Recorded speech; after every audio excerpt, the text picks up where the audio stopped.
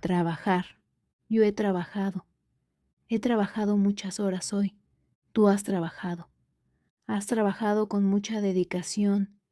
Él, ella, usted ha trabajado. Ella ha trabajado en ese proyecto antes. Nosotras hemos trabajado. Hemos trabajado juntos durante años. Vosotras habéis trabajado. Habéis trabajado sin descanso. Ellos, ellas, ustedes han trabajado. Ustedes han trabajado muy bien esta semana.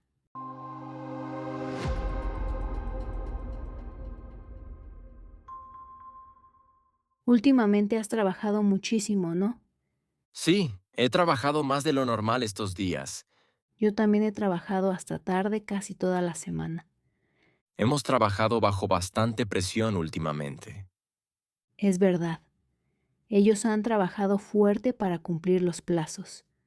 El equipo ha trabajado con mucha responsabilidad. Cuando has trabajado así de constante, se nota el cansancio. Totalmente. Pero al mismo tiempo hemos trabajado con buen enfoque. Eso se refleja en los resultados. Sí, ya han trabajado lo más pesado. Ahora toca bajar un poco el ritmo. Exacto. Después de todo, hemos trabajado bien.